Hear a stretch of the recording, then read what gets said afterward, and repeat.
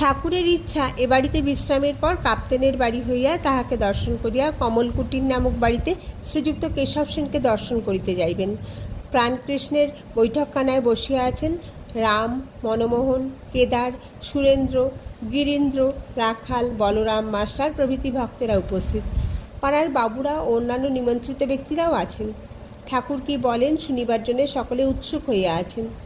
ঠাকুর বলিতেছেন, ঈশ্বর ও তাহার ঐশ্বর্য, এই জগৎ তার ঐশ্বর্য, কিন্তু ঐশ্বর্য দেখেই সকলে ভুলে যায়।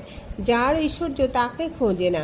কামিনী কাঞ্চন ভোগ করতে সকলে যায়, কিন্তু দুঃখ অশান্তি বেশি। সংসার যেন বিশালাক্ষীর নৌকো দহে একবার পড়লে আর রক্ষা নাই। শেঙ্কুল কাটার মতো এক ছাড়ে তো আরেকটি জড়ায়।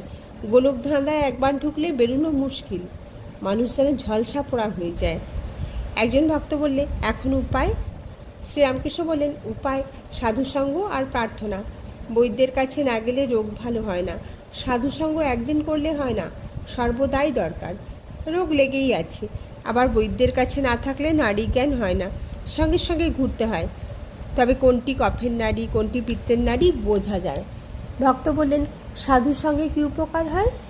শ্রীরামকৃষ্ণ বললেন, ঈশ্বরে অনুরাগ হয়, তার উপর ভালোবাসা হয়। ব্যাকুলতা না এলে কিছুই হয় না। সাধুসঙ্গ করতে করতে ঈশ্বরের জন্য প্রাণ ব্যাকুল হয়। যেমন বাড়িতে কারোর অসুখ হলে সর্বদাই মন ব্যাকুল হয়ে থাকে, কিসে রোগী ভালো হয়। আবার যদি কারো কর্ম যায়, সে ব্যক্তি যেমন আপিসে আপিসে ঘুরে বেড়ায়, ব্যাকুল হতে হয় সেই রূপ। যদি কোনো আপিসে বলে কর্ম খালি নেই, আবার তার পরদিন এসে জিজ্ঞাসা করে, আজ কি কোনো কর্ম খালি হয়েছে?